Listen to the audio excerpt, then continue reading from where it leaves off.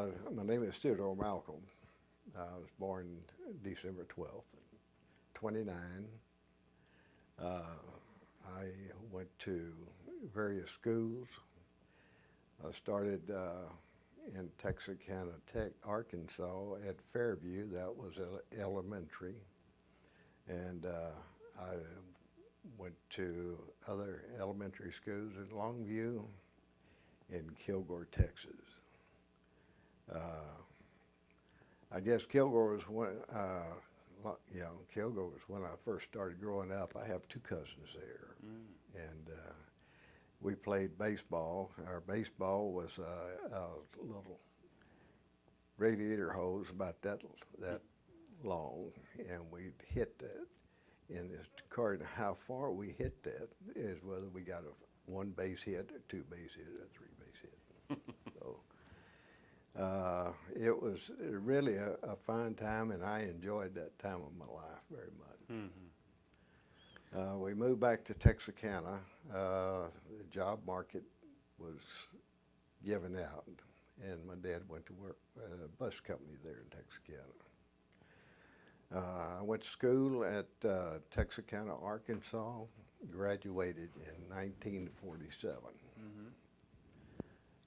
Joined the Navy Reserve, and I went on one summer cruise, and that was down to Pensacola, and we went out on the USS Wright, which is a baby flat top. It still had the wooden decks for them to land on.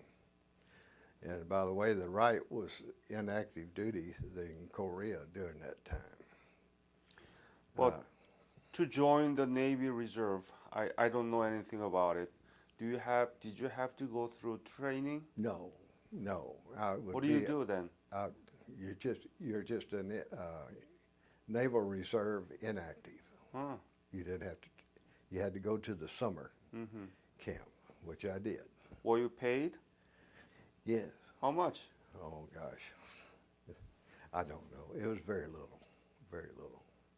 And I think about that time they had the Marine Corps Reserve come to Texarkana, and there's no problem getting my naval enlistment over to the Marine Corps because they're all one big happy family. There, I did have to take a weekend a month, and go out, and we trained on a 155 howitzer, and I was a lineman. Now, I do believe that my paycheck there was around $25, and that would be in 1948, 49. So $20 per month? Yeah. What could you do with the $20 a month at the time? Well, I could go to movies. I could go and get a malt. How much did you pay for the movie? I think it was 10 cents. 10 cents. And I got a telegram that told me I was going to be active. And I had to report to Camp Pendleton.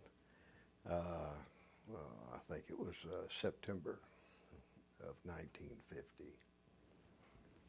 So my wife traveled out to California with me, and not with me, but she came out there, and we had time together before I shipped out. And we shipped out in November, late November. To where? We shipped out of San Diego, and we went to Japan. The USS Collins, I think, is the name of the ship, if I remember correctly. We had Marines, and we had Air Force personnel, Army personnel, and all of that on there. All together. Can you tell me about the conditions in the ship while you were transferred to? They were very crowded. We had 4 bunks, one on top of the other. And if you got seasick, you didn't want to be on the bottom. So that's the whole story there. Just so happened I had to pull guard duty while we were going over. And there was two of the sailors were caught robbing or stealing from somebody. I don't know who, but they were putting a brig. And I had to go, my brig duty was to go back there and sit and guard them, make sure, I don't know where they would go if they got out, but anyway, I had to guard them during my tour duty there. They were in the stern, and anytime that stern went up, the propellers would really, or the props would really go spinning and then boom, back down. It was very uncomfortable. Mm-hmm. Loud, my gosh, it was noisy back there. But going past forward that, we went to Japan. We made 2 stops in Japan, and the last stop was at, we stopped at Kobe and went inland to Atsu, Japan, and that's where we drew our cold weather gear. Going across. So you arrived in Japan at the end of 1950, right? Mm-hmm. Yeah. Yeah. Mm-hmm. And as we were going across, the news coming back that the war was going to be over before we got there. You know, everybody. Matter of fact, we might even turn around and go back home. Hmm. But we went on, and then there's about halfway mark. Well, everything just went to pot. And the rumor had it that we were going to divide up, and we were going to be a company formation and go in to Hung Nam and form a line to let the division come through us. But that didn't pan out. So when we went to Atsu, drew my gear, and they put us all out in the parade field. They lined us up open ranks, and they went down one rank and down the other. And the officer went out in front and said, "You're all now 0311s, which is a basic rifleman." And I went from 2511, which was a telephone lineman, to an 0311. And we got back on the ship, and we went over to Busan. Mm-hmm. I landed in Busan December the 12th, 1950, on my birthday. I was 21 years old at that time. How did you feel? Oh, You are in the battleground on the day yeah. of. I didn't pay that much attention to it. They put us on a train, and the train was like one of the old Western trains. I don't know, wood. You pull up the windows, all wood and all that, and they'd give us a clip of ammunition each. And said, "Now y'all be ready, because sometimes there's guerrilla action between here and Mason City." That's where we went. So you went to Masan. Masan. Yes. Okay. Yeah, everybody say Mesan, and it's a Masan. I went to anyway. Masan. Okay. Yeah. We all went over there, and we went into a tent camp over there, and we were waiting for the division to come back from up north. And the division came in, in the LSTs. We had to go on the beach and help unload it. And I never will forget seeing the Marines that came off the ships. They looked terrible. They were beat, and it just the impression on my mind. They just all looked like it in a state of shock. Hmm. So they had to unload them. It looked like they had put all the gear on the beach and then just pushed it in with a bulldozer. And we had to help unload the ships and get all the supplies on land. And I remember going back up to the tent, and then we got into the tent with some regulars, with some other Marines in there. And I told them, I said, y'all sure do intimidate me. He said, "I don't know why, we're all reserves just like you." So, and that eased my mind. How was the city of Masan was? How was it? Was it completely destroyed, or how was it? Out of my company street there, I didn't see anything. We did go out in the, I guess there's some dunes or little hills there, and we did see some foxholes and things like that out there. But that's all I could tell you. I didn't see any buildings, so. You didn't see any building left? No. All right. Now, we didn't go into town. I don't know where we were, but we had the whole division just right there in tents. Mm-hmm. So we had left. We got assigned. I was assigned to Baker Company, 7th Marines, and we had to pack all of our gear and stand inspection. Well, I couldn't put all my gear in what they had for me to stand inspection, so I had a pack board. And I strapped that thing on there, and oh my gosh, it looked like a 33-gallon plastic bag full of something. But no one ever said how to pack a gear or how to pack your pack and how to get all your flags not flying and all that. And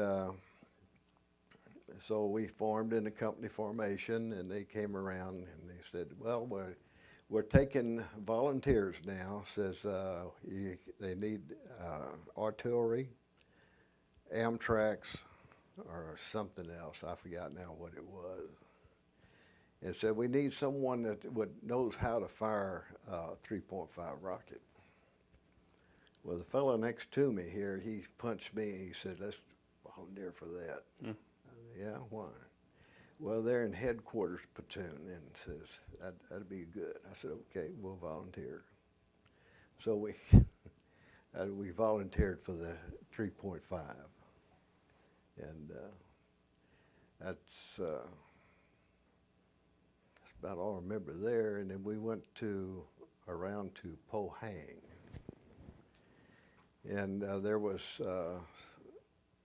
the North Korean 10th Division was supposedly had some people over there. So how was that battle? We couldn't find them, no. Not in our company. Okay, but you told me that there was a machine gun fire at you and you just left, right? Right. So those are the North Korean soldiers. Okay. Yeah.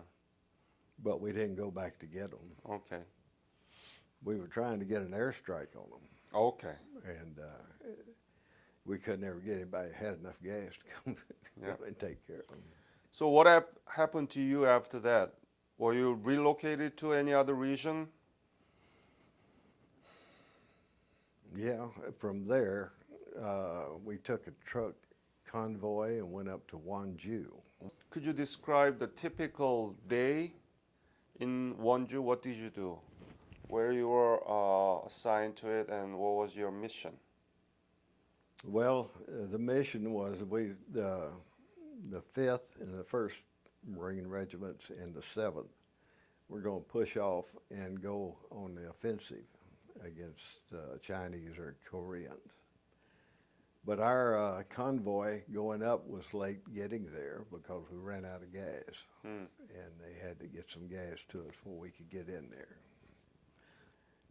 We went up in the hills around Wonju and we dug in. And when we dug in, I found that we were digging into some shallow graves that the North Koreans had left there, and they'd barely buried their dead. So that was unsettling, but they had to have a airdrop to resupply the top, and we had to go down in the valley, or I guess it was a valley, and help unload it. And I can't, from there, I guess we went up to, what was it, Chonwon? Cholwon. Yeah. So Wonju to Cholwon, a little bit west, right? Yeah. Is that correct? It was supposed to be a hotbed of North Koreans. Yes, Cholwon, yes. Yeah, we went through there, and there wasn't much left of that town. And we didn't have any combat action there at all. So we went on up. Names are not really with me of cities, but somehow we got up around the Hotchon Reservoir. And I think at the Hotchon Reservoir was when the Chinese had their spring offensive. Mm-hmm. So that was April the 23rd is when that started. And it seemed like all the time I was over there, I was involved in moving from one hill to another. And we went up on this ridge line, and there's a valley on the other ridge line over here at night, early evening.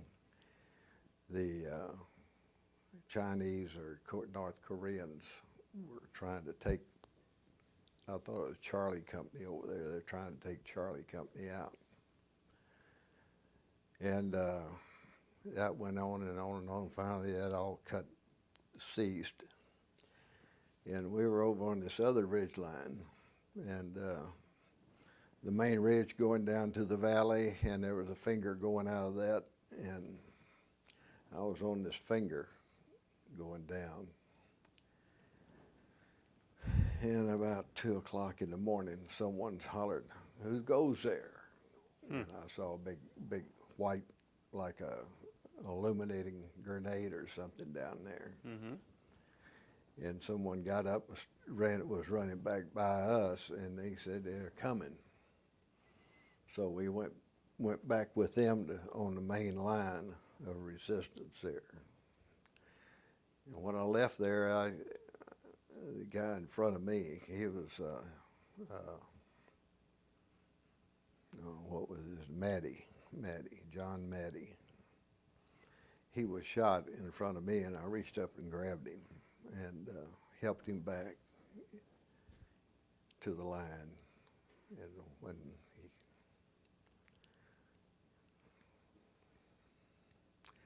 he died there. Right there?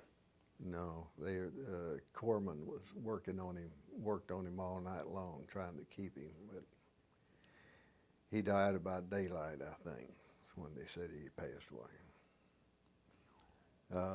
It was nip and tuck. I don't know how many times they charged our line, but they were worrying about ammunition, and I think we were running low. The machine gun, they had just few on the belt, and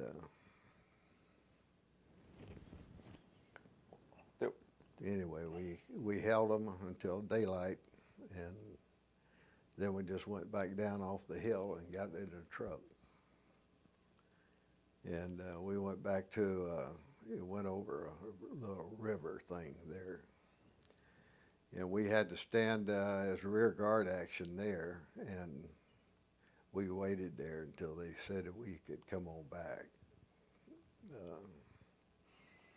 There was a tank there with us, and all our communication was through the tank, and they told the tank we could leave, and we all got on the back of the tank, and when it was cold, and that heat from the motor felt real good.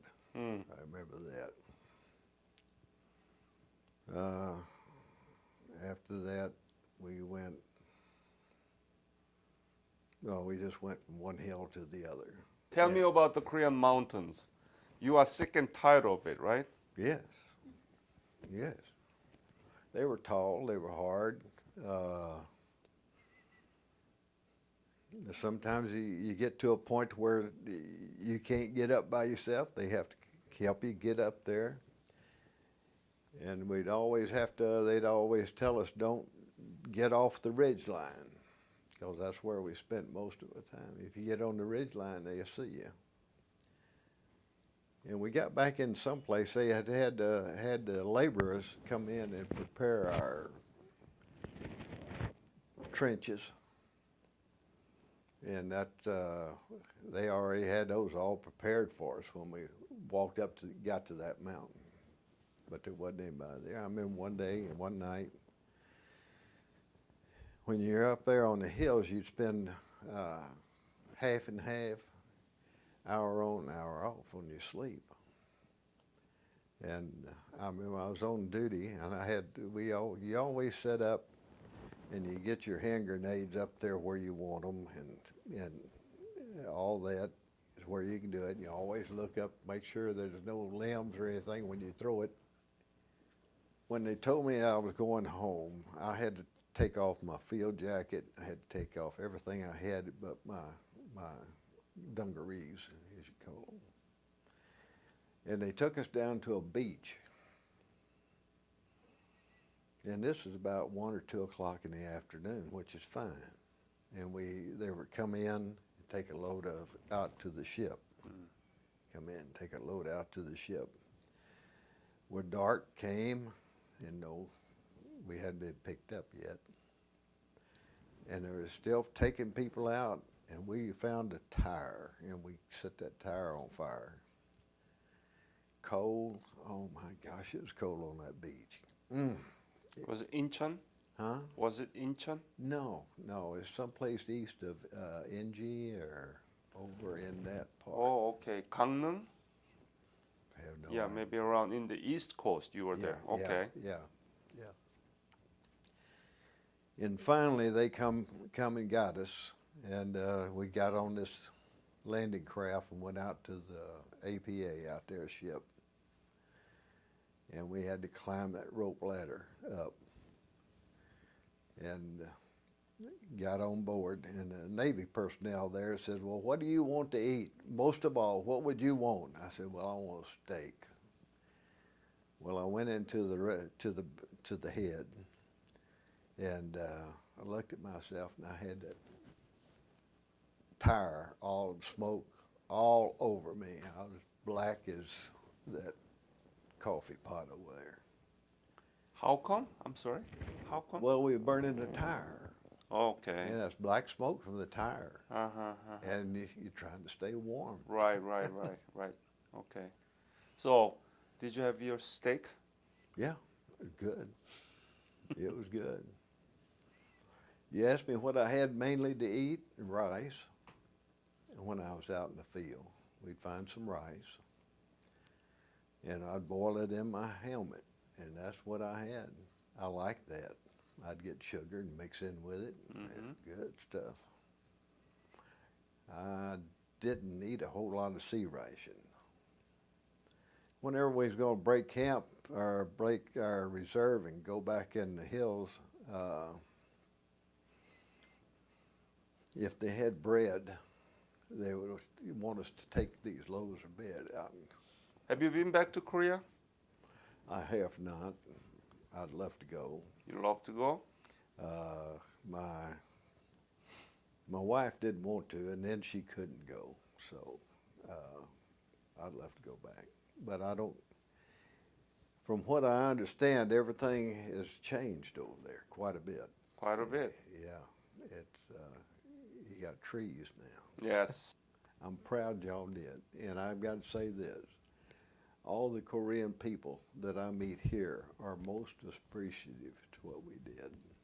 You came over there, and that has impressed me quite a bit. Since you have your own granddaughter here, who was very successful getting PhD in chemistry, how do you think we can continue on this legacy?